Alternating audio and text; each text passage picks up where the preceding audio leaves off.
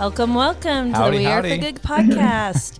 It's a fun day. It's a good day today. We're doing something different. We're It's gonna doing be cool. something so good. My heart is already so full. I cannot imagine what's about to happen in the next 30 to 40 minutes of telling this story. We have got three people on the show today, and they are across the country in Washington, D.C. Hi, Corbin. Hi, Eric. Hi, Kamille. Welcome. They're waving. You can see it if you go on YouTube. So I kind of want to give a little bit of context before we get into the interview today, because, you know, historically we like to bring in a lot of experts and innovators in the social impact nonprofit space, and this is something entirely different. This is a grassroots movement of people who rose up, did something so entirely wholesome and good and constructive in their community. And I heard this story and I called Kamille and said, this is a story that needs to be told. And it's a story that I hope, as you're sitting in your car, driving to work or grocery shopping, however you listen to podcasts, you just really think about how will this resonate with you, and how can you take this concept and maybe set it on fire in your community. So here's the stage. I'm sitting in bed again, and I'm going through Facebook one night. I feel like a lot of my stories do this. And my dear friend Kamille, that I've known since I was 12 or 13, post a photo of, which I'm sure we've all seen, anybody on social media. She had just finished her first half marathon. I'm a runner, so that resonates with me. And I just thought, good for Kamille. I knew she was like a workout queen, but I wasn't aware that she was like this force in the running world. And then I start peeling back the layers of this story. I just got goosebumps. It is such a wholesome story of a community that came together following the death of George Floyd. And you have this people that all come together in a gym in Washington, D.C., and they're trying to grapple with the horror of this situation and the pain that it has personally caused each of them. And they had a couple people stand up, and I'm looking at Corbin, I'm looking at Eric, and they said, we're not just going to make this be something that we're going to throw a hashtag on as a community of people. We are going to do something that really is going to change us personally and rewrite a new narrative. So I want to start maybe with Corbin, and I'm not sure if the story actually started with Corbin or with Eric, so just one of you pick it up and tell us where this journey began for a community coming together and pouring their pain and their passion and their kind of just the justice that they want to see in the world into their workout and pouring it into good. So one of you, please jump in here. I'll kick it off and then I'll send it over to Eric. So shortly after the death of George Floyd, we all reached out to one another. We'd seen a lot of stuff on the news, a lot of stuff in social media. It seems like due to quarantine, there were just so many people watching this. There was a true movement kind of starting. We wanted to do, like you said, more than just post stuff on Instagram. And we looked at some organizations that really do some good trying to fight some of the systemic racism. So that, and then we wanted to do something that was going to be longer than a 2-week news cycle. So we came up with the idea of doing a virtual half marathon. It would require people to probably train for around 8 weeks. We would have people post trying to ask for donations and stuff like that. So it would just keep the conversation going for a long time. So we came up with the idea, and then from there, Eric took on doing the track days and getting conversation started there. And then he did a better job than I ever could have with that. So throughout that, we were able to raise a little over $46,000, even though our initial goal was only $20,000. Wow. And then Eric, like I said, started hosting these weekly track workouts. And every single time he would set an intention and kind of discuss racial issues that were there, ways to kind of get involved and stuff like that. But that was really his thing. And once again, he did way better of a job than I ever could have. So I'll let him speak more to that. Yeah, well, I'm Eric. If you're not Hi, watching on Eric. YouTube, Yeah, I didn't really give you guys a chance to say who you are. Welcome. yeah, like who is talking now? So I think just kind of where you went off in your intro, you typically talk to experts, innovators, and one thing kind of taking this whole approach that we acknowledge right out the gate is we're not an expert in the field of racial or social injustice, but we understood that there were great organizations that are, and we wanted to direct energy and traffic and resources to those locations because we had a lot of people that looked to us as kind of trusted advisors within health and wellness, and in many ways an outlet for their own stresses in their day-to-day lives, whether it's work and family or just whatever is happening. They come here for an hour and like that's their outlet.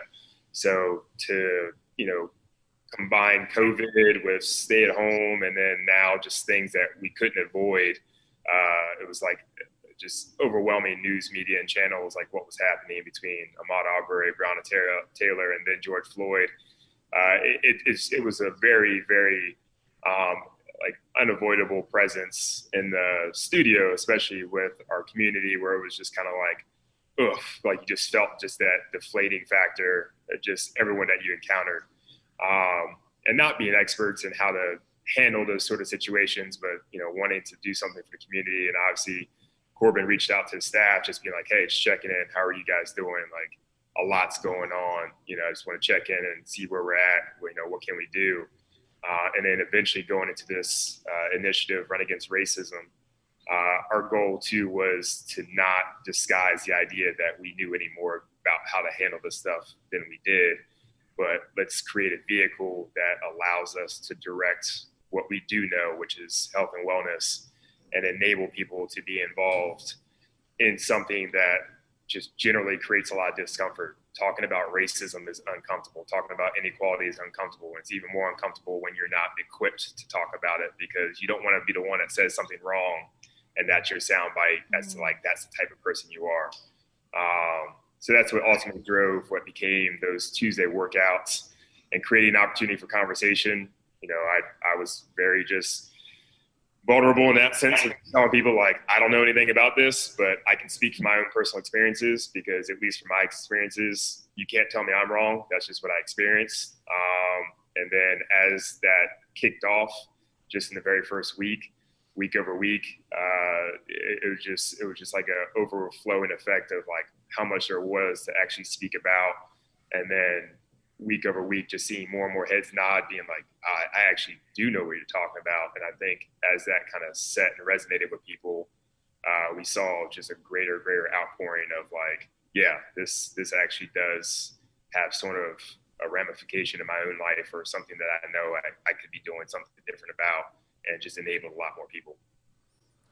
I love it because, there's so many metaphors, I think, with working out and how, it's all about conditioning and all about training your body and taking small increments.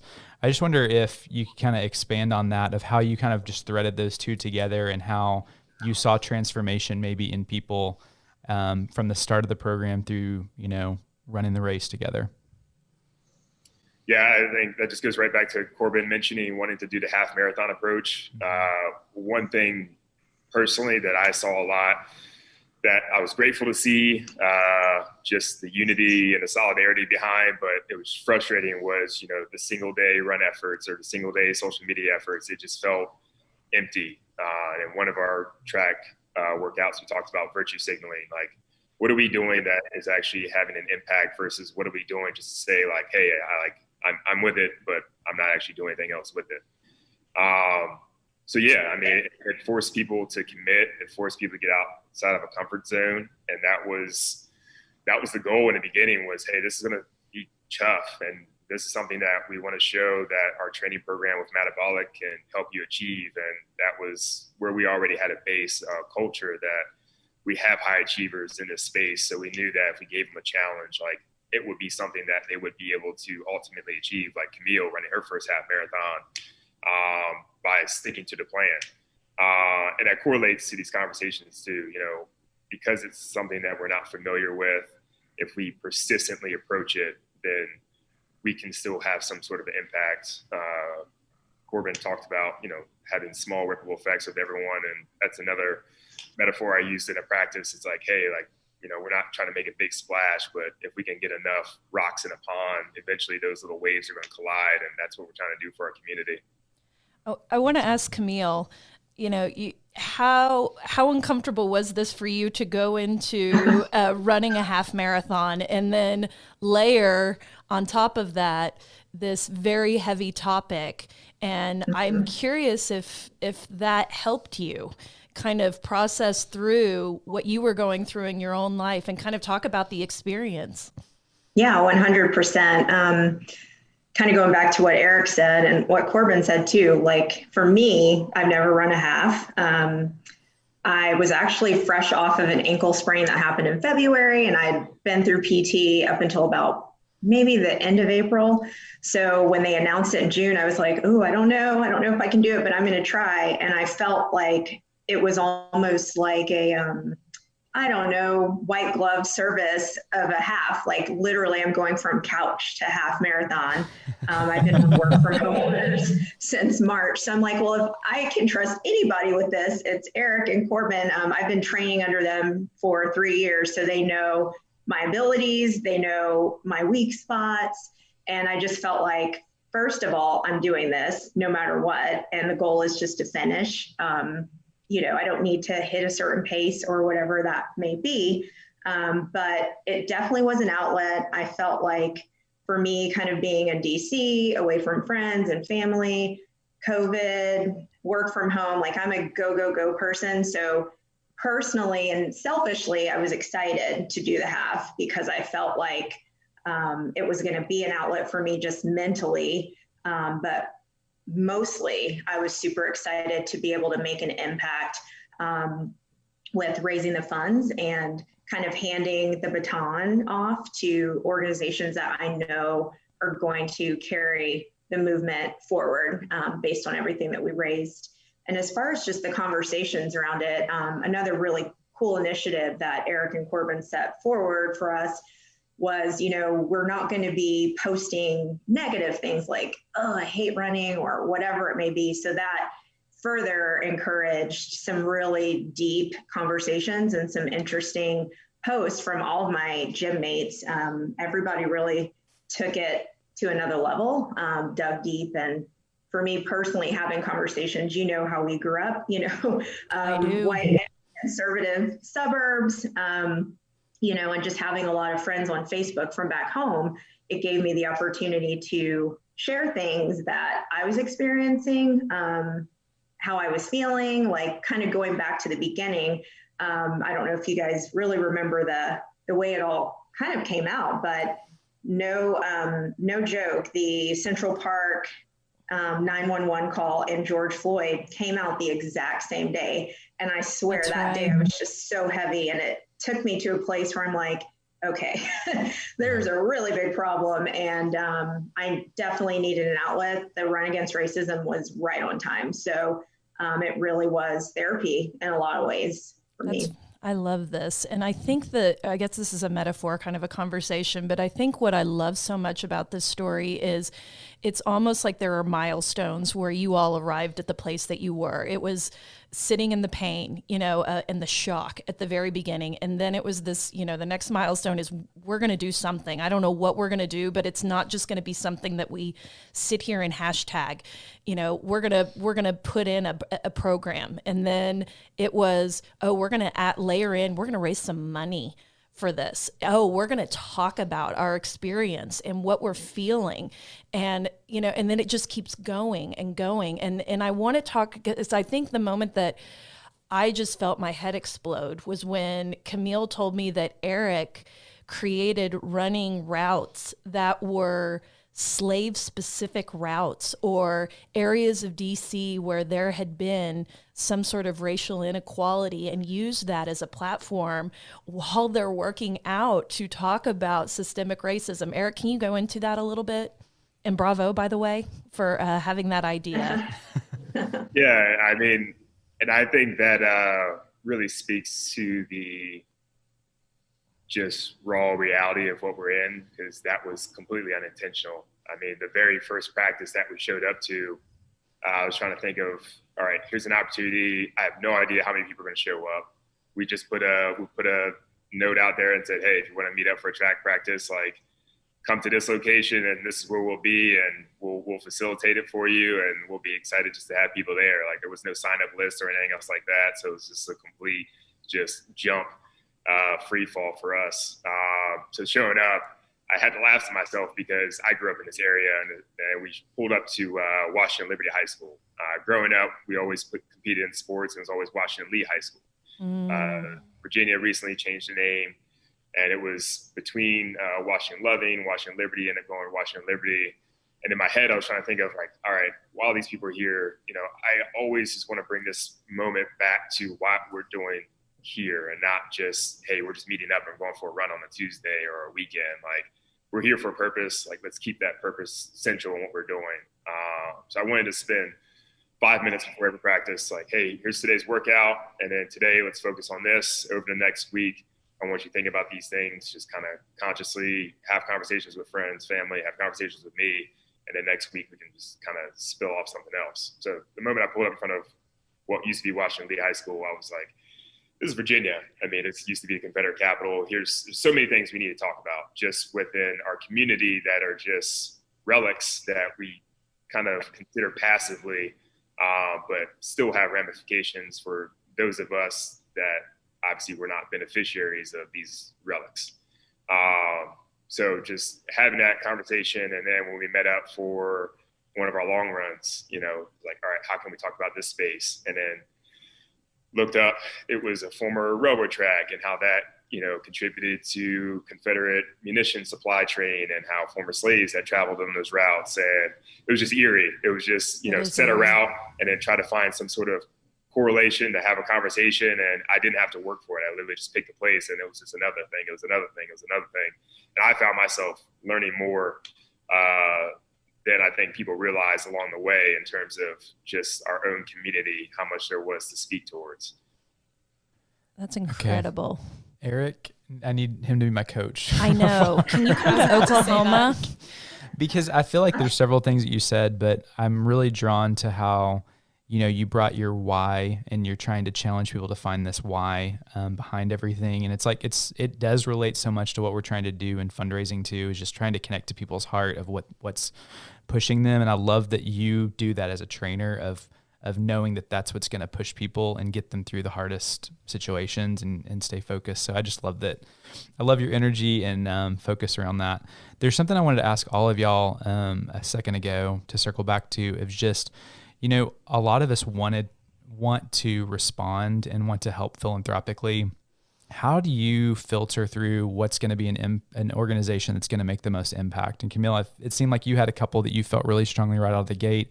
What are you looking for with something that's as systemic of a problem as racism? What kind of organizations can, you point people to, and what are you looking for? Because you gave to 5 organizations. There was over $45,000 raised from this team, which, gosh, that is a lot of money. Bravo, you guys. And how did you pick those organizations too? Yeah. I guess I'm layering on to John's question too. I'll start off by saying, for me personally, I was really excited about Big Brothers Big Sisters, simply because I don't have kids, but I understand there's so much that impacts a child's life, and there are certain milestones and ages that mentorship really can make or break the path of a child. So for me personally, to answer your question, that organization gave me more fire, because I know as a non-parent, we made an impact in a child's life and potentially their ability to have a mentor and set them on a specific path. Awesome. Corbin? I'm actually right there with Kamille. I think Big Brothers Big Sisters is an organization that I think is super important. Not everyone gets to grow up with a great role model, and I think your role models and your friends that you grow up with can have 2 of the biggest impacts on your life. So I think it's a great opportunity, great organization. But then a lot of the other ones are really trying to fight back against something that is just deeply rooted centuries in America. So it's not something that's easy to tackle, but I mean, they're going for wrongful incarcerations, lots of different stuff like that. So they're doing a lot more than we really would ever be able to. And we wanted to find organizations that really were trying to kind of get to the root cause of some of this stuff. And the organizations that you gave to, I just want to be really clear, were the ACLU, Big Brothers Big Sisters of America, Black Lives Matter, and then EGI, which is that equal justice. So Eric, what did it mean to kind of make this donation to these 5 organizations, and how did you gift that to them, and what did it feel like? Because I know, Kamille, when we talked, you had even talked about trying to restrict the giving to make sure that it was impacting your community, right? Which is so smart. I didn't try. I just suggested. I suggested, a proposal at the time of the donation. That was actually at a track practice because Eric he always asked like any feedback, any ideas. And I said, well, if possible, if any of these organizations are open to utilizing these funds in our community in the Virginia, because we have 2 locations, Arlington and DC, and all the runners are from, live in the area. And it would be great to have a small portion directly impact our community, but definitely no restrictions, just an idea. That's wonderful. Yeah. I want to dive into the conversation a little bit, because something that you said, Corbin, I thought really had some resonance in terms of the news cycle dictating what we see, what we hear, how we hear it, and what that does to people when they're not seeing the complete picture. They're just seeing what the news cycle wants us to see. And I love so much that you decided to kind of write your own story here and get involved in a way that works for you. And Kamille doesn't know I'm going to do this, but I am. I mean, it was so interesting for me as Kamille's friend to be friends with her, for this long, but to watch her on Facebook for so long. In the last 8 weeks, 10 weeks, maybe 12 weeks, I have seen her find her voice about what she has felt and what she has experienced personally in terms of racism. And it turned my blood cold, honestly, to know that my friend has been feeling this level of pain and the way that she has had to navigate her life. And I want to commend you, Kamille, because the amount of courage that you, and I suspect everybody else who started pushing this story out into their world, into their network, the bravery that it took to say, when Kamille told me that she decided to take her picture off of LinkedIn because she didn't want someone who hired her to hire her because she was a Black woman, that just, it still makes me very emotional to hear that. And I want to ask Kamille about that evolution of finding yourself, finding your voice, and standing your ground, because it reached me as one person. We're here today having this conversation because I'm watching this, and I want you to talk a little bit about that and how it impacted maybe Eric, the rest of the team. Yeah, well, to the LinkedIn point, it's kind of this double-edged sword, right? As we all graduated college and started going after jobs, I noticed, if I would walk into an interview, I would get this, we didn't realize you were a Black girl, and that's just honest. And I actually had an employer tell me that, after I was hired, he was like, I had no idea. And I'm thinking, does it matter? Yeah. And then over the years, maybe 10 years later, LinkedIn became a thing. And as I started progressing through my career, that was one thing I always remembered, okay, I'm being sized up even on phone interviews at this point. So I never wanted to be, a quota hire. And I never wanted to be looked over or passed over because I was Black or because the quota was filled or whatever it may be. So I just always had a blank LinkedIn picture. And it, over the years, as I became more confident in my career and the things that I had achieved, I felt like, you know what, like if someone has a problem with what I look like, I don't want to work for them anyway, you know, and I had to build my resume up to a point where I felt confident, like I speak for myself. So, you know, but it was like a progression over my adulthood, just kind of knowing kind of how to navigate the HR system, if you will. And then, you know, over time, I just, again, we all like me, I'm 40, so turning 40 really is one of those things where you're just like, look, if you don't like me the way it is, then sorry. That happened to me last year too. I get it. Very liberating.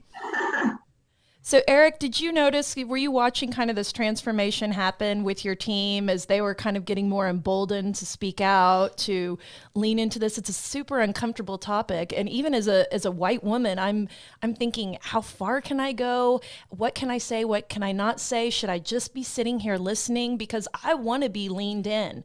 I don't want to be somebody who hears my friend's pain and I go on about my day. I want to be a part of changing that in some way. So talk about maybe the team and the evolution that you were kind of watching unfold.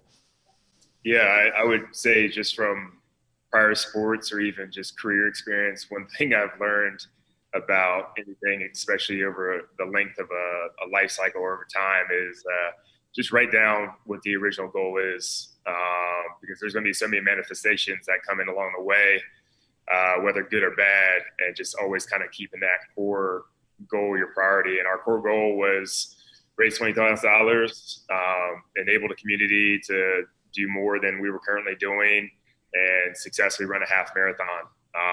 And then along the way, it was always in the back of my mind that this is going to be more than running. This is bigger than running. And I don't think it really clicked until probably we were about over $30,000. And it was maybe 4 weeks out from what would ultimately be running day. And that is just also in that training period where it's just super difficult. Those long runs are coming in. We probably just had that first long run. It was like around 8 to 10 miles. And I was getting personal messages like, I don't think it's going to happen, or I didn't do it this weekend, or this run was miserable. And it's just kind of like that tap out phase. And we also anticipated for that too, which I was really excited about, because we built an 8-week program, but we set 10 weeks in order for people to achieve it. And I don't think they even realized from a timeline perspective, like, oh, wow, we're actually kind of trailing into what would be a 10-week period. So we, you know, for some folks that reached out, were like, I need some time off. We're like, take a break, come back to it. And they came back, and then they realized they didn't lose a step. They were right back on. So it really kind of changed the tone of the practices too, where it wasn't just, you know, show up, high five, and let's do a workout. There was more and more people that if they even missed a practice, they're like, can you Instagram live? Like the conversation before we start, I was just like, I was out of my comfort zone. I was like, I'm not practicing this. Like people were just asking me like cliff notes, like, hey, what did you talk about today? I couldn't make it. And I was just like, oh, wow. It was just more and more people. Cool. I had 2 parents, 3 parents show up with their kids. They're just like, I want my kids to be here. I had people that didn't even practice. You know, I had one of our coaches, she was like, I can't practice, my ankle's hurt, but I just want to come by and see what's going on. So the more it became a opportunity where people were just like, I just want to be present and I want to be a part of this group, even if I'm not practicing, even if I'm not running a half. That's when I think it had that real kind of resonating effect with everyone, where they're like, okay, like this is a community. And then just that added value of knowing that we're also going to achieve something both financially and then also physically at the end was just, you know, exponentially gratifying. But I think it was probably around about week 5, week 6, where I think I saw everyone in the group just kind of look around and kind of saw who was there, who was coming, who was having conversations. And from there on out, the direct conversations I received were, hey, I had a conversation with a friend. I had a conversation with a family member. It wasn't, hey, for practice, like, what should I be doing? What should I wear? What should I be eating, drinking? It all turned into, what should I be talking about? Where can I get information? But people kept running. They kept doing. But the need, the hunger for information became more about the issues at hand and less about the physical aspects. Wow. That is so cool.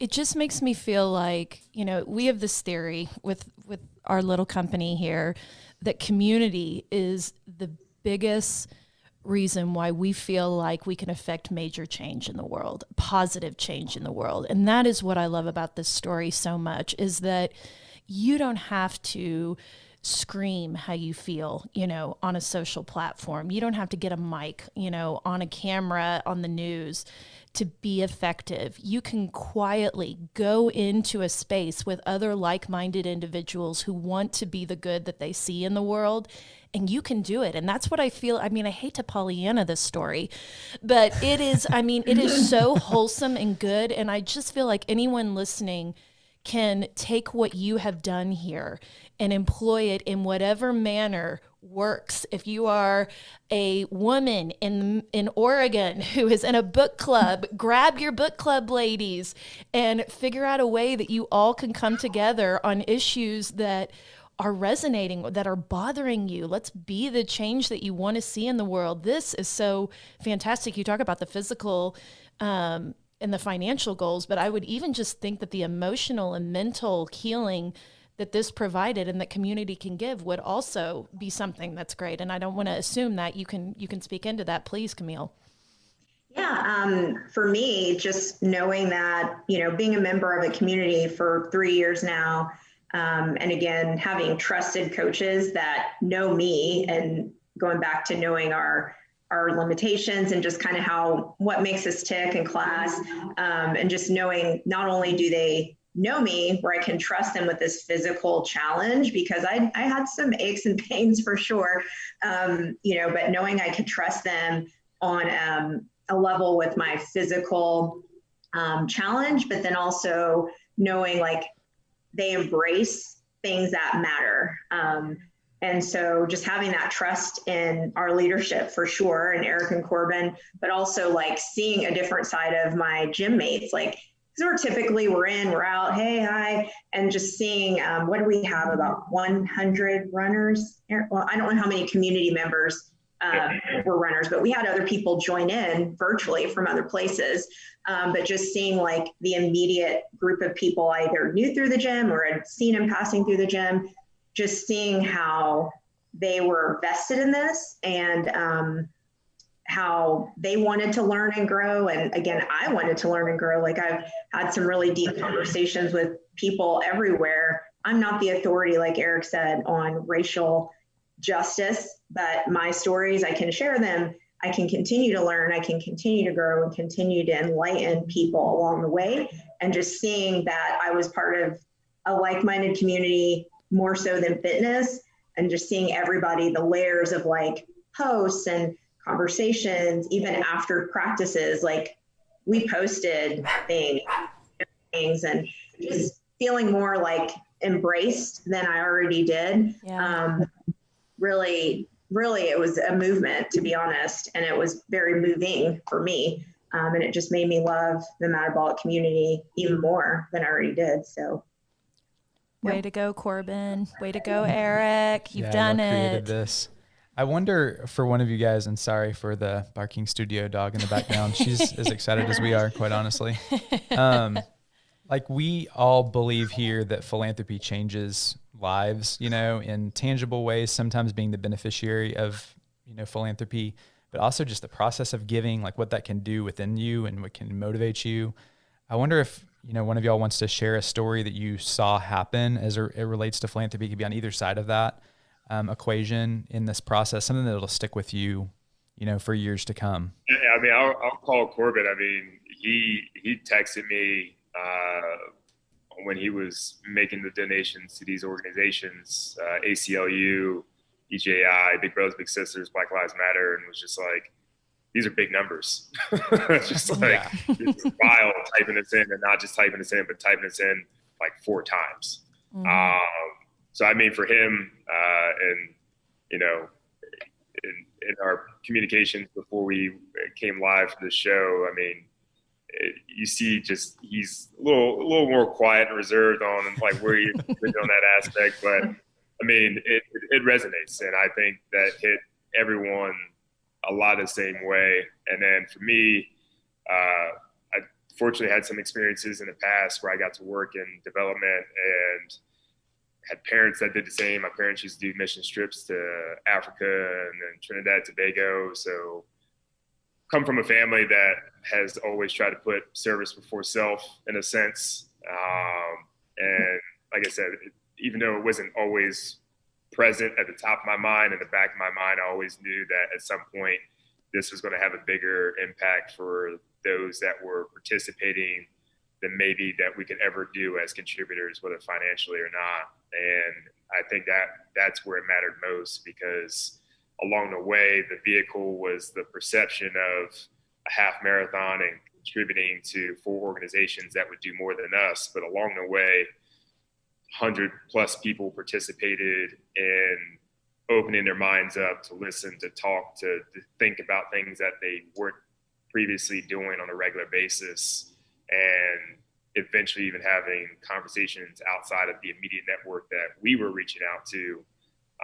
And that is the greater impact, the fact that those people have now been enabled or even emboldened to be more confident, to have that thought, have that drive to kind of seek out this information and this cause. So everyone listening, if you have young children, if you don't have children, but you're planning on it someday, Eric is a walking, breathing example of start your service early, show why it's important to give to others, because you could be a general manager of a gym and find a way to make those connection points very relevant. So good on your parents, Eric. Way to go. Our last, we asked this question last, all of our guests, and I want to ask all 3 of you this question. What is your one good thing in life?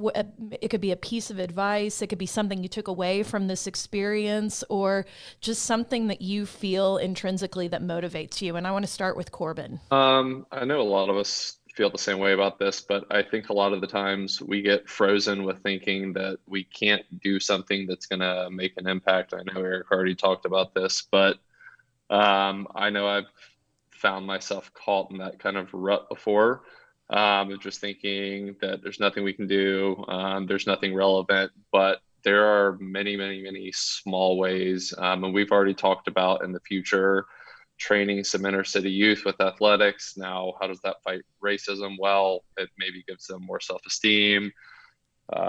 They stay in athletics, don't do drugs, they go to college. There's multiple different ways that this can kind of impact lives, as well as we've talked about trying to educate more people with nutrition, just to make sure that this doesn't lead to worse health problems later on. People can live longer lives, stuff like that. So even things that might not seem super relevant, trying to get involved with these communities, and whatever you're an expert in, or even if you're not an expert, just find something that you can do. Try and make an impact no matter how small it is. And if we all start doing stuff like that, it'll turn into a big ripple. Fantastic. Awesome. And thank you for talking about nutrition, because I've been sitting here drinking my mocha latte that's like 500 calories in front of you guys and feeling massive guilt and judgment. Unsweetened iced coffee, just for No guilt at all. Sorry, Guilt-free. Eric. I felt like he was my workout priest just looking at me. I needed to confess it. So, okay. Eric, your one good thing. Yeah, I mean, a lot on what Corbin just said. I mean, just start somewhere, even if it's small or if it feels insignificant. It's not insignificant if you're doing something. I think outside of just simply doing something, do something with a sense of humility, empathy. There's so many of us that don't want to get out of our comfort zone. And I've always been in the mindset from an athlete standpoint that there's someone else that wants to work hard in you. There's someone else that wants to have your job. So if you're not working hard enough, then someone's going to take your seat. Same way goes in this sense of philanthropy is you think you have it tough. What if someone has it worse than you? So if not for yourself, do something for somebody else. So if you can't approach the situation in terms of seeing something differently and better for yourself or your community, do it for that individual that may not have the ability to do it for themselves, because there's always going to be someone. And then the moment when there's not anyone is ultimately the goal that we're trying to get to. So just continue to look outward and approach it with humility and empathy, and you'll find yourself with your hands plenty full of work to do. I feel like MADabolic needs to open a gym in Oklahoma. I know. And we need to like Or just somehow like some coaching services. do some multiplicity with Eric so we can have him here. So he can hashtag embolden us. Hashtag embolden us. I've been thinking that the whole time we've been talking to him. Yes. Okay, Kamille.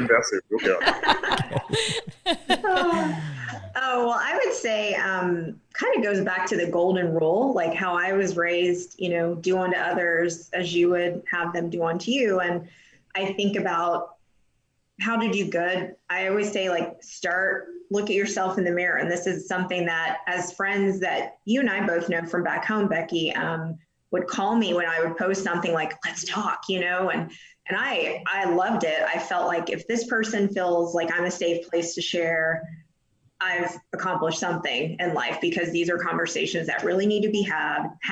And I was honored to have them. So I would say, similar to what I would share with these individuals, look in the mirror. Are you living a life that exposes you to differences? Are you open to living outside of your bubble in any way, shape, or form? And from that point, if you are, you're going to have opportunities to be enlightened. You're going to have opportunities to grow and learn, and in turn enlighten others. If you're not open to living outside your bubble, then, your life is just going to be kind of gray, kind of blah. But ultimately, the way I live my life and in these hard racial, social, and civil unrest conversations, I just encourage people to do what I'm doing, which is continue to learn, continue to push yourself.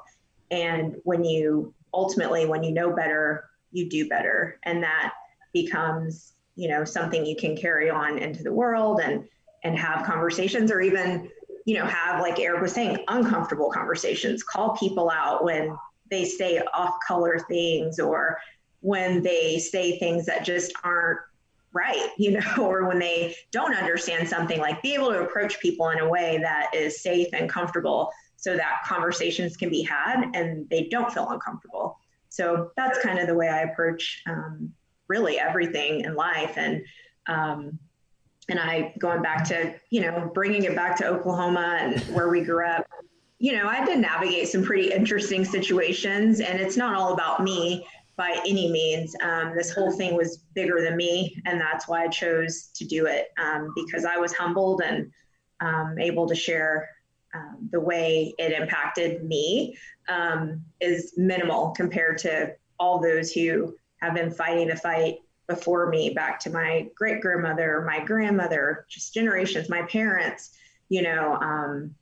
I like to tell people, going back to the initial comment, like, I'm not an oppressed person because the runway was greased for me, but I still have experiences that, I've experienced along the way that I feel like most people will be shocked by. And I just hope overall, as the world becomes more of a melting pot, and our country becomes more of a melting pot, rather, that we're able to these things will be things of the past. That's the vision. That's the goal. That's the hope. I just am so grateful. I just have such a full heart. I said that at the beginning.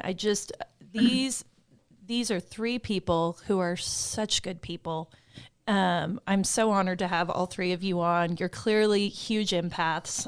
We are too. So high feelers over here. And I thank you for coming on the show, sharing your story. And when we talk about one good thing in this world, it's like, find a way to do one good thing, whether you're at a gym and it's a fight for racial equality, or if you're in a knitting group and you're working on gender equality. I say that facetiously, but the point that we're trying to drive home here is we can all lean in and we can all give a little. We can, and when we do, and we encircle each other as a community, $45,000 later, you blow past what you think you can do. 13.1 miles, you do what you think you could not do. And gosh, that feels so good when you get to that point. So I just want to thank you all so much for coming on and sharing this incredible story and just inspiring us, and I hope inspiring others in their community wherever they are. So how can everybody be connected with you guys? How do we connect to the gym? LinkedIn, social Can we get platforms, virtual coaching from Eric? Yeah. Eric's like, drop and give me 20 burpees right now. That would be a hoot. Yeah, I would say the best way to connect to the gym itself through Instagram at MAD_DMV. That'll connect all of our gyms here in the DMV area. That's what we call the DC, Maryland, Virginia area. So at MAD_DMV. We'll sync all these up on the show notes section. Yeah, come to the show notes. And we've also got some really cool pictures that will be posted that look at our social too, because we've got pictures of the team in mask. Did you run in mask, or was that later for the photos when you were grouped together? Depends on where we were. DC did require a mask requirement. So anytime we were in groups, we would have our masks with us. And then usually in Virginia, we just ran with distancing between everyone. Another mountain you had to climb. I special, cannot imagine running in a mask. Yeah, good for you guys. So go and look at those photos. They're really inspiring. Well, we thank you so much. This has been inspiring to say the least, and love you guys. This is awesome.